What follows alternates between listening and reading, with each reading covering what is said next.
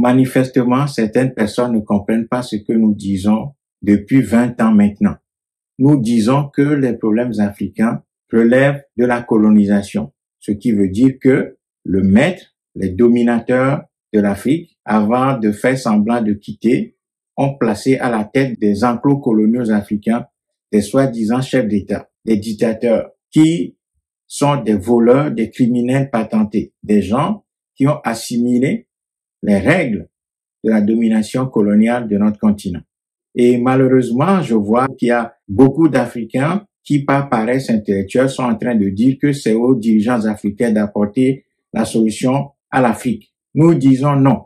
Nous disons que ceux qui créent des problèmes et qui vivent des problèmes ne peuvent pas apporter la solution.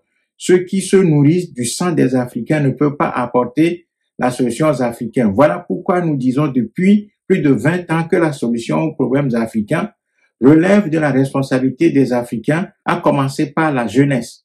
À commencer par la jeunesse africaine qui doit assumer ses responsabilités en sortant de l'amusement, de la danse, des beuveries, des fêtes de toutes sortes, des jeux, de la religion, des boîtes de nuit, des bars où elle boit la bière pour assumer ses responsabilités.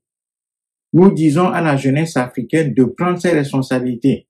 Un peuple qui est en train de souffrir entre les mains des dictateurs, des marionnettes qui sont placées à sa tête, ne peut pas attendre que ces marionnettes viennent le sortir de sa souffrance, de sa domination.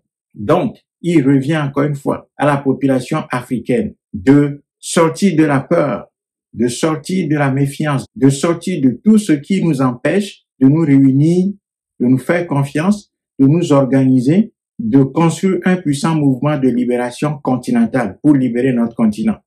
Parce que la solution se trouve là, et c'est ce que nous disons depuis 20 ans. Nous sommes fatigués de dire la même chose.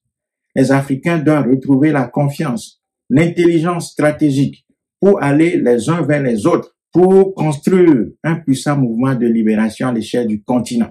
Ça veut dire que la jeunesse africaine doit retrouver le goût de l'action, la capacité d'agir. Mais pour retrouver cette capacité d'action, elle doit sortir de tout ce qui la divertit, de tout ce qui la détourne de ses responsabilités, de tout ce qui l'empêche de travailler ensemble, c'est-à-dire la peur, la méfiance, la diversion, le divertissement, l'amusement à outrance, le sexe à outrance, tout ce qui peut nous amener à nous distraire. Donc, la clé, la solution se trouve entre les mains du peuple africain qui doit faire une révolution populaire, à commencer par sa jeunesse qui doit se mettre au travail. C'est la jeunesse africaine qui doit se mettre au travail de manière disciplinée, de manière organisée. Si elle ne le fait pas, eh bien la situation ne changera pas.